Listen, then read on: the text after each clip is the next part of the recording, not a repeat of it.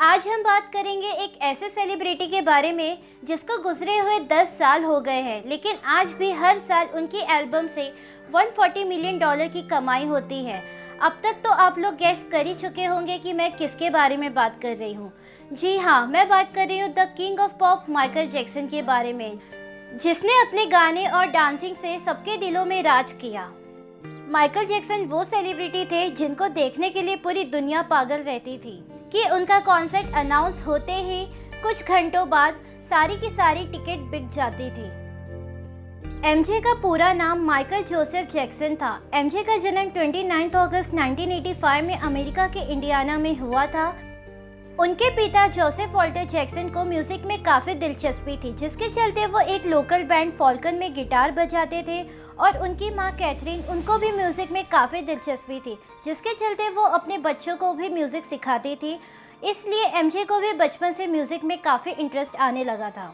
गरीब होने की वजह से उन्होंने बचपन से ही काम करना चालू कर दिया था। माइकल ने 5 साल की उम्र से ही लोगों को अपना सिंगिंग टैलेंट दिखाना चालू कर दिया था, जिसके बाद पिता जोसेफ के डायरेक्शन में अपने बड़े भाइयों के साथ जैक्सन ब्रदर बैंड से म्यूज़िक इंडस्ट्री में अपना कदम रखा।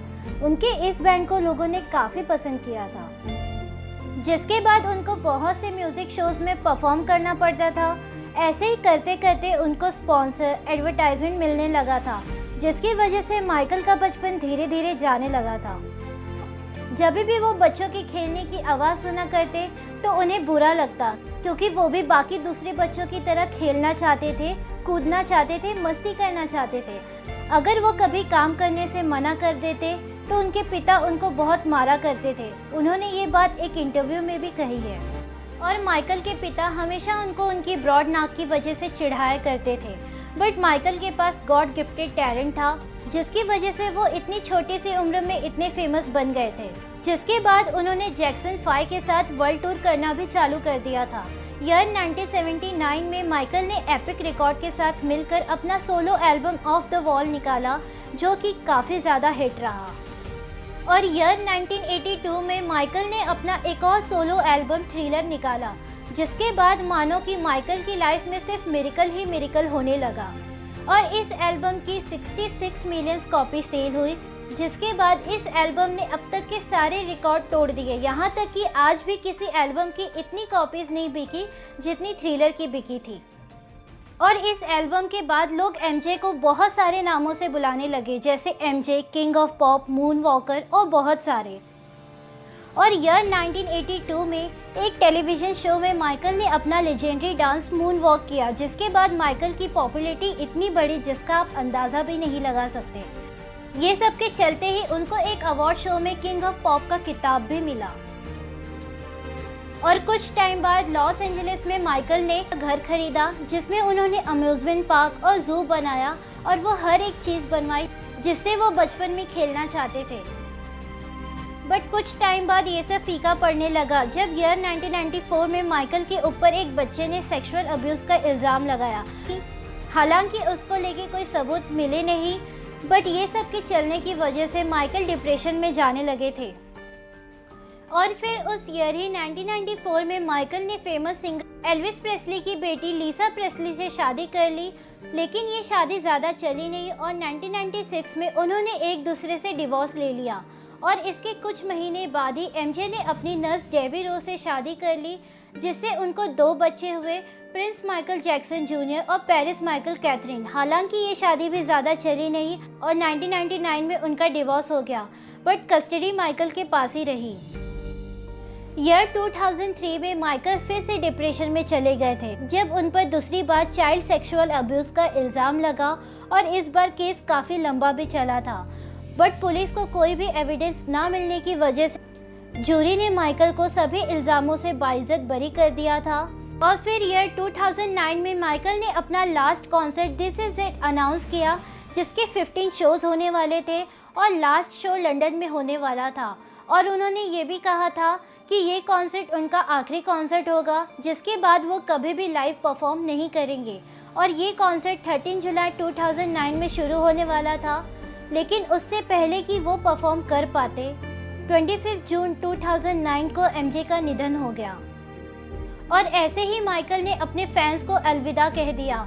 जब उनका पोस्टमार्टम किया गया तो पता चला कि उनको कार्डियक अरेस्ट हुआ था, और दूसरी चीज़ ये कि उनकी बॉडी में सिर्फ अलग अलग तरीके के पेन किलर्स थे, और उनकी मौत से पहले भी माइकल ने 3 अलग पेन किलर्स लिए थे, और साथ ही साथ उनके पर्सनल डॉक्टर कैमरन मूरे ने उनको सोने के लिए दवाइयों का ओवरडोज भी दिया था, जिसके बाद डॉक्टर मूरे को कुछ सालों की सज़ा भी सुनाई गई। और माइकल ऐसे सेलिब्रिटी थे जिसके मौत के बाद भी माइकल ने ऐसे रिकॉर्ड बनाए जो आज तक किसी ने ब्रेक नहीं किया। एमजे के मौत के 8 मिनट पर ही लोगों ने उनको गूगल इंजन पर इतना सर्च किया जिसकी वजह से गूगल क्रैश हो गया, और साथ ही साथ AOL, विकिपीडिया, ट्विटर जैसे साइट भी क्रैश हो गए और कुछ घंटों तक ये काम करना बंद कर दिया।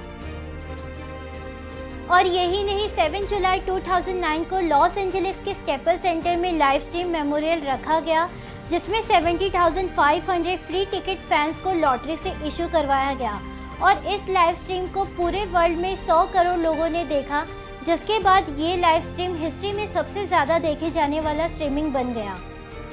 और ये वही स्टेपल सेंटर था जिसमें माइकल अपनी डेथ से पहले दिस इज इट कॉन्सर्ट के लिए प्रैक्टिस कर रहे थे। माइकल अपनी मौत से एक दिन पहले ही 24 जून 2009 को इस जगह पर रिहर्सल कर रहे थे। माइकल के 5 एल्बम को वर्ल्ड बेस्ट सेलिंग का खिताब मिला है, जिसमें थ्रिलर दुनिया की सबसे ज़्यादा बिकने वाली एल्बम आज तक है।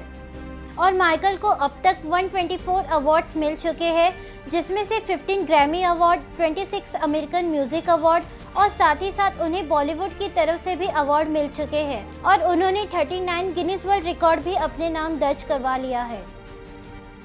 और माइकल ने बहुत से चैरिटी भी दान किए हैं, जिसमें से US for Africa, the Make A Wish Foundation, Elizabeth Taylor AIDS Foundation शामिल है, और उन्हें गिनीज वर्ल्ड रिकॉर्ड के 2000 एडिशन में सबसे ज़्यादा चैरिटी करने वाला पॉप स्टार से सम्मानित किया गया।